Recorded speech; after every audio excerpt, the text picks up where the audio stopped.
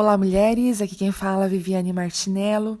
Nós estamos ouvindo os áudios do livro Como Ter o Coração de Maria no Mundo de Marta, da Joan Weaver, da editora CPAD.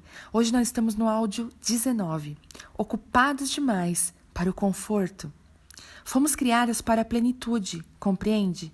De acordo com Efésios 3,17, quando conhecemos a Jesus como nosso Senhor através da fé, começamos a compreender o amor incrível do nosso Salvador. E quando começamos a conhecer melhor esse amor, somos cheias e cheios de toda a plenitude de Deus. Fomos criadas para sermos cheias de Deus, sem nenhum litro ou quilo a menos. Mas estamos prontas para tal? Afinal, ser preenchida com a medida de toda a plenitude de Deus provavelmente irá nos esticar. E isso, no mínimo, vai incomodar o nosso conforto. Estamos dispostas a permitir que Deus destrua a nossa área de conforto, expanda a nossa capacidade para si? Ou queremos um Deus que pode ser controlado por nós? Infelizmente, na maioria das vezes queremos um Deus suficiente para nos fazer felizes, mas não para nos transformar. Nunca dissemos isso, mas essa postura foi o que Reis disse em mente quando escreveu: "Gostaria de comprar $3 de Deus, por favor?" Não o bastante para explodir a minha alma ou perturbar o meu sono, mas apenas o equivalente a uma xícara de leite quente ou a uma soneca à luz do sol. Não quero uma quantidade dele que me faça amar um homem negro ou colher beterrabas com um imigrante. Quero êxtase, não transformação. Desejo o calor do útero, mas não um novo nascimento. Quero meio quilo do eterno Deus em um saco de papel. Gostaria de comprar uns $3 de Deus, por favor? O problema é que Deus não trabalha dessa forma. Ele não está no mercado para ser negociado em porções oferecidas na liquidação. Em primeiro lugar, ele não está à venda no mercado. Ele não está à procura de compradores, mas olhando para comprar. A mim e você. Ele quer um povo que está à venda.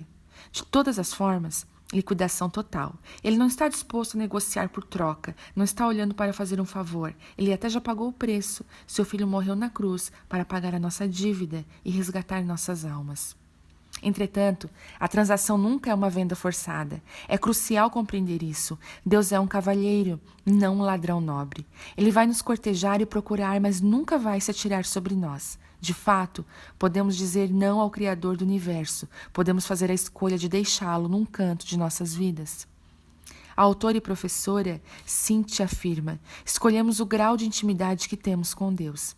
As únicas limitações à presença de Deus em nossas vidas são as mesmas impostas por nós. Desculpas criadas para evitar que sejamos cheios com a medida de Deus. A desculpa de Marta era o dever. Ela deveria limpar e cozinhar. Pensava que não tinha tempo para sentar-se aos pés de Jesus. Talvez a sua justificativa seja o trabalho ou as crianças. Ou assim como eu, talvez a sua única desculpa para o devocional seja uma pura preguiça. Mas seja o que for, qualquer coisa que nos impede de passar um tempo regularmente com Deus é pecado. Parece severo demais dizer que limpar, cozinhar, cuidar das crianças ou realizar algum trabalho possa ser pecado. Pense nisso. A verdadeira definição do pecado é a separação de Deus. Não importa quão significativa seja a atividade, não importa o quanto pareça boa, se eu a uso como desculpa para manter distância de Deus, essa atitude é pecado. Preciso confessar e me arrepender para que possa chegar perto do Senhor mais uma vez. Pois quanto mais caminho sem estar cheia da presença de Deus, mais seca, vazia e frustrada vou me tornar. Deve haver mais. Quando eu e meu marido deixamos a Montana para que ele assumisse o ministério de música em Grand Pass, estávamos exaustos. A alta repentina do petróleo no final da década de 70 golpeou o leste de Montana, deixando um rastro de falências, execuções de hipoteca e desespero.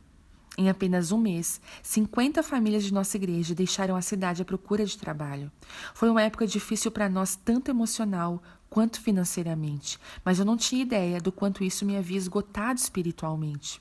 Alguém comentou recentemente: eu não sabia que estava seca até me aproximar de pessoas molhadas. Eu não sabia o que ela queria dizer, pois foi exatamente o que aconteceu comigo quando chegamos ao Oregon. As pessoas em Grand Prats estavam todas molhadas, completamente ensopadas, encharcadas por Deus. A presença do Senhor era tão doce em nossos cultos, as pessoas tão amadurecidas na fé, que tudo o que consegui fazer foi chorar. Eu conheci o Senhor há muitos anos. Era esposa de pastor há quase uma década, mas estava espiritualmente seca, tão seca como um osso. Quem eram essas pessoas? Eu me perguntava. Como podiam ser tão felizes? O que elas tinham que eu não tinha? Como podiam se sentar e desfrutar da presença do Senhor, quando eu sempre me sentia compelida a estar em movimento constante, ocupada e exausta com o esforço de manter os bambolês no ar? Às vezes, temos que diminuir a velocidade para fazer um inventário espiritual e averiguar onde estamos com Deus. Em algumas ocasiões, devemos perceber quão vazias estamos antes de nos dispormos a sermos cheias. Durante aquele primeiro ano em Grants, eu fiz ambas as coisas. Quando olhei para o histórico da minha vida, pude ver uma série de grandes montanhas, onde a chuva caía abundantemente e intensamente, em alguns vales secos também. Tempos de escassez, quando eu estava tão seca e tão fraca emocionalmente que mal podia me sentir viva. Eu tinha personalidade sanguínea, clássica quando comecei a andar com Deus. Grandes altitudes, grandes depressões. E agora, mais recentemente, me senti perdida em um deserto sem traços característicos e estéril. Derruba as montanhas se for necessário, Senhor, clamei em uma noite. Mas preenche os meus vales, traze firmeza à minha vida para que eu possa me portar fielmente nos momentos bons e nos ruins. Quero conhecer-te, quero ser cheia de ti e continuar cheia. O que havia de errado comigo? Quando terminei de pensar nisso, soube parte da resposta. Meus momentos pessoais estavam desordenados ao máximo. Minha vida de oração era evasiva e minha leitura da palavra esporádica. E como não estava passando um tempo com Deus com regularidade, eu não me colocava na posição para ser cheia e reabastecida. Sem dúvida, eu continuava a me esvaziar. Na verdade, eu só me encontrava com Deus quando tinha vontade, e isso aprendi, não era o bastante. Se quisesse ser cheia de Deus de maneira mais firme, deveria consentir com meu estiramento.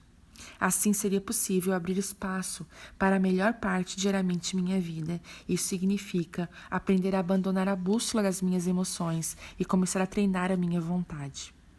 Um ato de vontade. Não é fácil abrir espaço para melhorar parte em nossas vidas. Muitos grandes homens e mulheres de Deus esforçaram-se para ter um momento a sós com o Salvador. Gosto muito da sinceridade do humor de Baxter, quando ele descreve a sua luta para restabelecer um momento devocional regular e depois de uma voz aveludada, lhe disse para ser prático, que ele não era o tipo espiritual e apenas algumas pessoas poderiam ser assim. Isso foi suficiente. Baxter ficou horrorizado em pensar que ele poderia ignorar a coisa que mais precisava. Então começou a fazer algumas mudanças positivas e ele escreve: pela primeira vez, minha vontade e eu ficamos face a face. Fiz à minha vontade a seguinte pergunta: vontade, você está disposta a uma hora de oração? A vontade respondeu: eis-me aqui, estou pronta se você quiser. Então a vontade e eu demos os braços e fomos para o nosso momento de oração. Imediatamente, todas as emoções começaram a puxar do outro lado e protestar. Nós não iremos.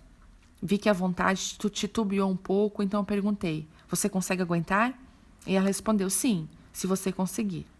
A vontade continuou e partimos para a oração. Foi uma luta durante todo o caminho. Em certo ponto, uma daquelas emoções traiçoeiras enganou minha imaginação e fugiu para um campo de golfe. Fui tudo o que pude fazer para detê-la. No fim daquele período, se você tivesse me perguntado: você teve bons momentos? Eu responderia: não. Foi uma luta cansativa contra emoções opostas e contra uma imaginação ociosa do começo ao fim. Além disso, a batalha contra as emoções continuou por 2 ou 3 semanas, e se você tivesse me perguntado no final desse período: você teve bons momentos em sua oração diária? Eu teria que confessar: não. Algumas vezes era como se os céus fossem de bronze.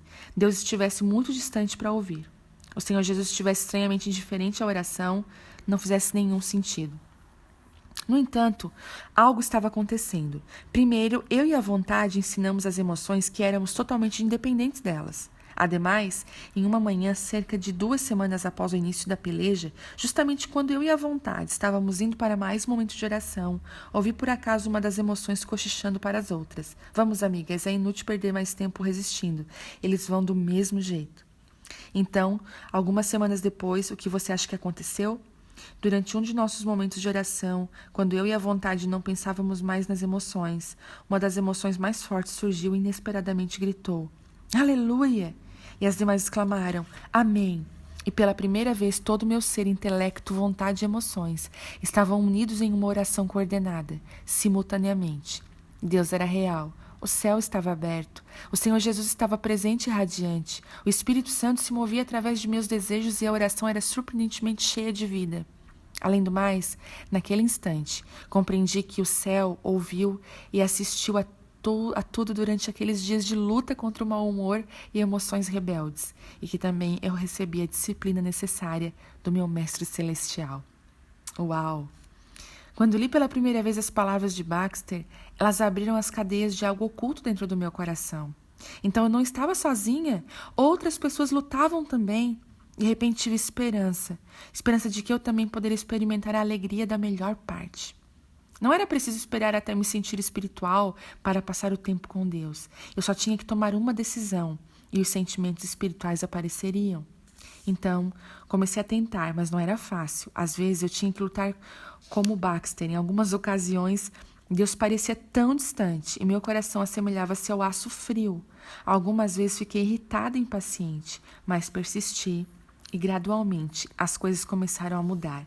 Como uma paciente que desperta depois de um longo coma, comecei a ter fome de Deus como nunca tive antes. Um tipo de satisfação insaciável que crescia pouco a pouco. Graça maravilhosa. Quando comecei a entender a graça maravilhosa, surpreendentemente abundante de Deus, de uma nova forma, comecei a reconhecer o Espírito Santo trabalhando dentro de mim, dando-me o poder e o desejo de fazer a vontade divina como nunca. Encontrei-me diante do altar, orando após o término do culto, buscando ao Senhor, encontrei-me acordando no meio da noite para dedicar tempo à sua palavra. Buscando ao Senhor, achei-me consultando livros e sintonizando programas de rádio evangélicos no meio-dia. Buscando ao Senhor, eu queria tudo que Jesus tinha a oferecer, e quando buscava a sua face, achava que o Senhor estava lá, esperando o tempo todo, com um cântaro cheio de sua presença, pronto a ser derramado, querendo me encher com toda a plenitude de Deus, apenas esperando que eu escolhesse a melhor parte e o encontrasse ali na sala de estar. A intimidade da sala de estar, entenda, não é um estado místico de ser ou de não ser, como a ideia hindu do Nirvana.